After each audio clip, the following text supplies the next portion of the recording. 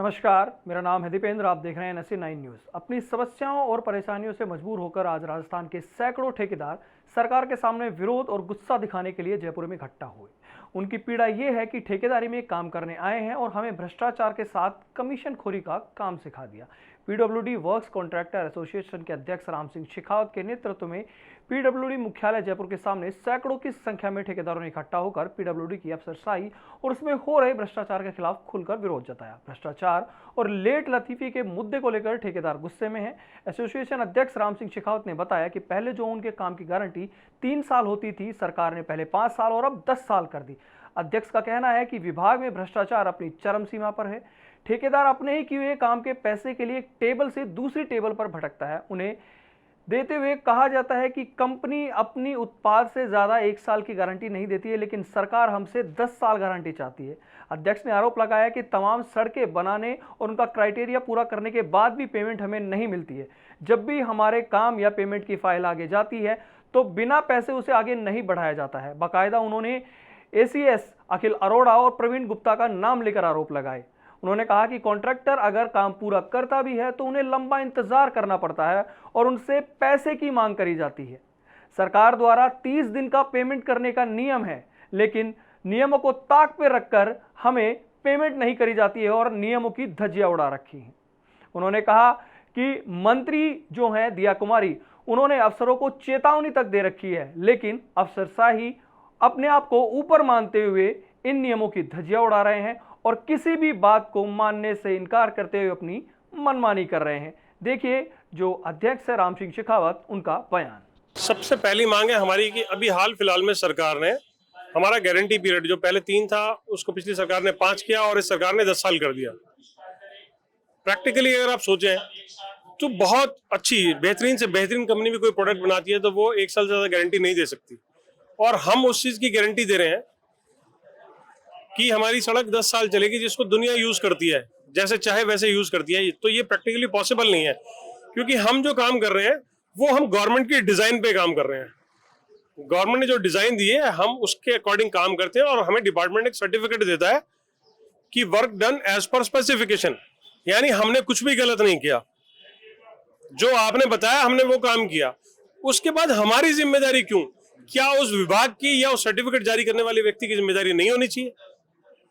और income tax, खुद department सब ये कहते हैं कि कॉन्ट्रैक्टर की 10% प्रॉफिट है।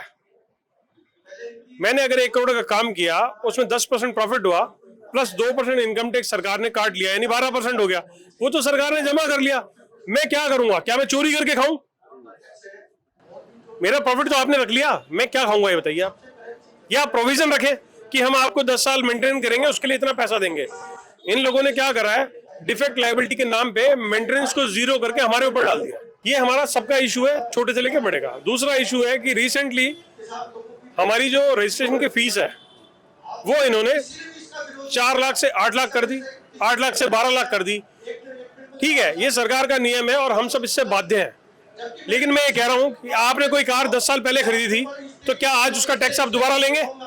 क्या आप दोबारा टैक्स पकड़े? आपने कोई प्लॉट खरीदा था JDA का जिसपे आपने रजिस्ट्री के पैसे कुछ दिए थे, क्या 20 साल बाद आप उसको बढ़ा के ले लेंगे? और उससे सरकार को 1 रुपए का बेनिफिट नहीं है।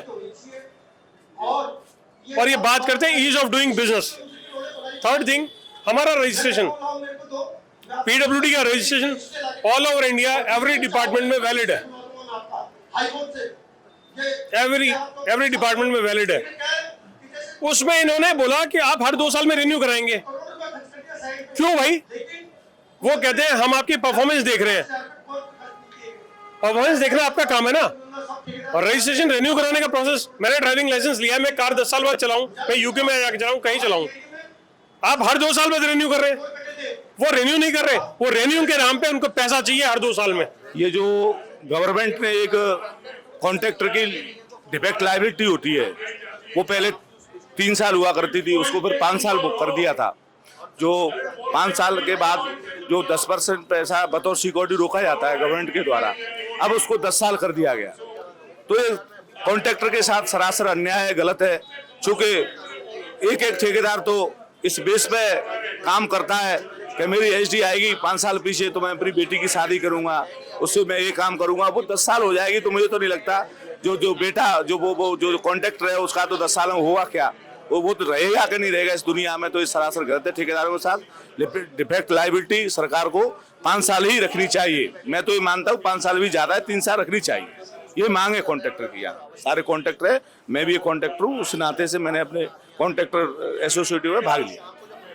तो सर सरकार से किन किन मांगों को लेकर, मतलब आप कौन कौन सी मांगे हैं आपकी जिससे आपको परेशानी हो रही है, जिसके लिए आप लोग सब यहाँ पे इकट्ठा हुए? ये एक तो डिफेक्ट लायबिलिटी वाला मैटर है, और दूसरा जो एक्सटेंशन हो जाती है वो सरकार एक्सटेंशनों को अभी पास नहीं करी। कॉन्ट्रैक्टर के जरिए कार्य पूर्ण हो चुके हैं, उनको 5-5 साल हो गई पूरी, उनकी डिफेक्ट लायबिलिटी भी निकल गई, लेकिन अभी उनकी एक्सटेंशन पास नहीं हुई है। इसको ये पीड़ा है कॉन्ट्रैक्टर को। छोटी छोटी चीजों को बार बार फाइल ऊपर आती है, नीचे से फाइल ऊपर आती है, ऊपर से कोई एक लाइन लिख देंगे, उसको नीचे भेज देंगे, फिर नीचे से फिर तैयारी करके ऊपर तक फाइल को लाते हैं, उसमें महीने 1.5 महीने का समय लगता है, उसको वापस फिर कर देते हैं एक लाइन लिख करके। तो जो भी उसमें कमी है तो उसको एक साथ ही निपटाया जाए, अन्यथा ईमेल के माध्यम से लेटर तुरंत मंगाया जाए। उसका टाइम पीरियड 1 हफ्ता होना चाहिए या 5 दिन होना चाहिए, उसका कुछ एक विधि विधान होना चाहिए। कॉन्ट्रैक्टर एक्सटेंशन को पास कराने के लिए दर दर भटक रहा है, जिसकी लायबिलिटी भी निकल गई, फिर भी वो पैसा नहीं अपना ले पा रहा है। तो ये सारी कई